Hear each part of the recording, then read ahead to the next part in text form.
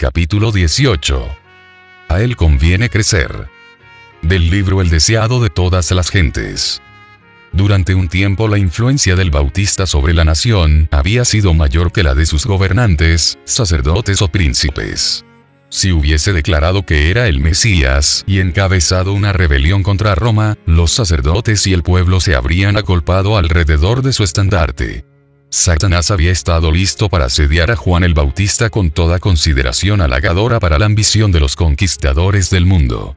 Pero, frente a las evidencias que tenía de su poder, había rechazado constantemente esta magnífica seducción. Había dirigido hacia otro la atención que se fijaba en él. Ahora veía que el flujo de la popularidad se apartaba de él para dirigirse al Salvador. Día tras día, disminuían las muchedumbres que le rodeaban. Cuando Jesús vino de Jerusalén a la región del Jordán, la gente se agolpó para oírle. El número de sus discípulos aumentaba diariamente. Muchos venían para ser bautizados, y aunque Cristo mismo no bautizaba, sancionaba la administración del rito por sus discípulos. Así puso su sello sobre la misión de su precursor. Pero los discípulos de Juan miraban con celos la popularidad creciente de Jesús. Estaban dispuestos a criticar su obra, y no transcurrió mucho tiempo antes que hallaran ocasión de hacerlo. Se levantó una cuestión entre ellos y los judíos acerca de si el bautismo limpiaba el alma de pecado. Ellos sostenían que el bautismo de Jesús difería esencialmente del de Juan. Pronto estuvieron disputando con los discípulos de Cristo acerca de las palabras que era propio emplear al bautizar, y finalmente en cuanto al derecho que tenía Jesús para bautizar.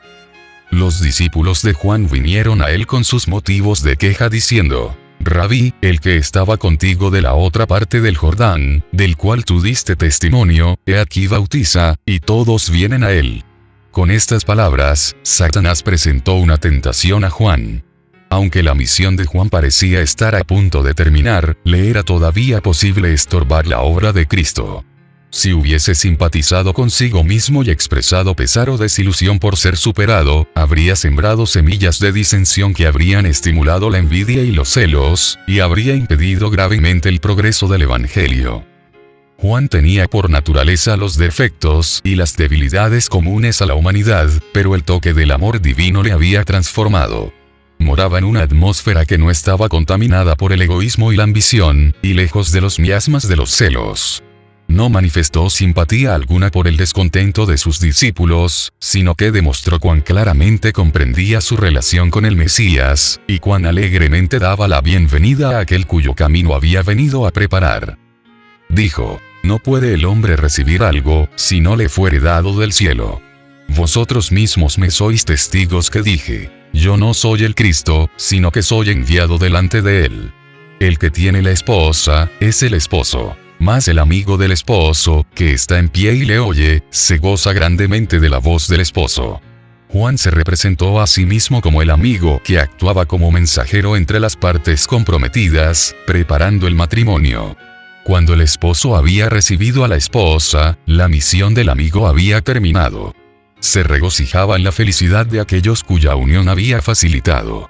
Así había sido llamado Juan para dirigir la gente a Jesús, y tenía el gozo de presenciar el éxito de la obra del Salvador. Dijo: Así pues, mi gozo es cumplido. A él conviene crecer, mas a mí menguar. Mirando con fe al Redentor, Juan se elevó a la altura de la abnegación. No trató de atraer a los hombres a sí mismo, sino de elevar sus pensamientos siempre más alto hasta que se fijasen en el Cordero de Dios. Él mismo había sido tan solo una voz, un clamor en el desierto. Ahora aceptaba con gozo el silencio y la obscuridad a fin de que los ojos de todos pudiesen dirigirse a la luz de la vida. Los que son fieles a su vocación como mensajeros de Dios no buscarán honra para sí mismos. El amor del yo desaparecerá en el amor por Cristo. Ninguna rivalidad mancillará la preciosa causa del Evangelio. Reconocerán que les toca proclamar como Juan el Bautista: He aquí el Cordero de Dios, que quita el pecado del mundo. Elevarán a Jesús, y con él la humanidad será elevada. Así dijo el alto y sublime, el que habita la eternidad, y cuyo nombre es el Santo: Yo habito en la altura y la santidad, y con el quebrantado y humilde de espíritu, para hacer vivir el espíritu de los humildes, y para vivificar el corazón de los quebrantados. El alma del profeta, despojada del yo, se llenó de la luz divina. Al presenciar la gloria del Salvador, sus palabras eran casi una contraparte de aquellas que Cristo mismo había pronunciado en su entrevista con Nicodemo. Juan dijo: "El que de arriba viene, sobre todos es. El que es de la tierra, terreno es, y cosas terrenas habla. El que viene del cielo, sobre todos es". Porque el que Dios envió, las palabras de Dios habla. Porque no da a Dios el Espíritu por medida. Cristo podía decir: "No busco mi voluntad, mas la voluntad del que me envió, del Padre". De él se declara: "Has amado la justicia, y aborrecido la maldad. Por lo cual te ungió Dios, el Dios tuyo, con óleo de alegría más que a tus compañeros". El Padre no le da el Espíritu por medida. Así también sucede con los que siguen a Cristo. Podemos recibir la luz del cielo únicamente en la medida en que estamos dispuestos a ser despojados del yo. No podemos discernir el carácter de Dios, ni aceptar a Cristo por la fe, a menos que consintamos en sujetar todo pensamiento a la obediencia de Cristo. El Espíritu Santo se da sin medida a todos los que hacen esto. En Cristo reside toda la plenitud de la deidad corporalmente, y vosotros estáis completos en Él. Los discípulos de Juan habían declarado que todos los hombres acudían a Cristo, pero con percepción más clara, Juan dijo: "Nadie recibe su testimonio". Tampoco se estaban dispuestos a aceptarle como el Salvador del pecado. Pero aquel que ha recibido su testimonio, ha puesto su sello a esto, que Dios es veraz. El que cree en el Hijo, tiene vida eterna. No era necesario disputar acerca de si el bautismo de Cristo o el de Juan purificaba del pecado. Es la gracia de Cristo la que da vida al alma. Fuera de Cristo, el bautismo, como cualquier otro rito, es una forma sin valor. El que es incrédulo al Hijo, no verá la vida. El éxito de la obra de Cristo, que el Bautista había recibido con tanto gozo, fue comunicado también a las autoridades de Jerusalén. Los sacerdotes y rabinos habían tenido celos de la influencia de Juan, al ver cómo la gente abandonaba las sinagogas y acudía al desierto. Pero he aquí que aparecía uno que tenía un poder aún mayor para atraer a las muchedumbres. Aquellos caudillos de Israel no estaban dispuestos a decir con Juan: "A él conviene crecer, mas a mí menguar". Se irguieron con nueva resolución para acabar con la obra que apartaba de ellos al pueblo. Jesús sabía que no escatimarían esfuerzo para crear una división entre sus discípulos y los de Juan. Sabía que se estaba formando la tormenta que arrebataría a uno de los mayores profetas dados al mundo. Deseando evitar toda ocasión de mala comprensión o disensión, cesó tranquilamente de trabajar y se retiró a Galilea. Nosotros también, aunque leales a la verdad, debemos tratar de evitar todo lo que pueda conducir a la discordia o incomprensión. Porque siempre que estas cosas se presentan, provocan la pérdida de almas. Siempre que se produzcan circunstancias que amenacen causar una división, debemos seguir el ejemplo de Jesús y el de Juan el Bautista. Juan había sido llamado a destacarse como reformador.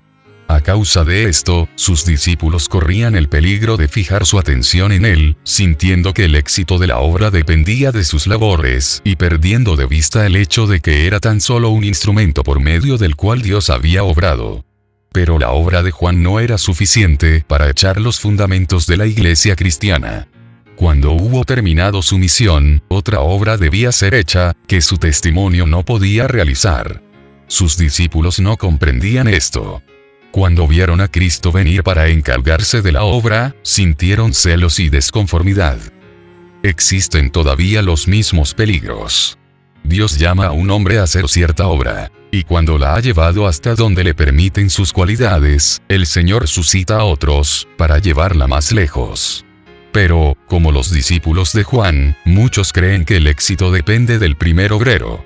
La atención se fija en lo humano en vez de lo divino, se infiltran los celos, y la obra de Dios queda estorbada. El que es así honrado indebidamente se siente tentado a albergar confianza propia. No comprende cuánto depende de Dios. Se enseña a la gente a esperar dirección del hombre, y así caen en error y son inducidos a apartarse de Dios. La obra de Dios no ha de llevar la imagen e inscripción del hombre. De vez en cuando, el Señor introducirá diferentes agentes por medio de los cuales su propósito podrá realizarse mejor. Bienaventurados los que estén dispuestos a ver humillado el yo, diciendo con Juan el Bautista: a él conviene crecer, mas a mí menguar.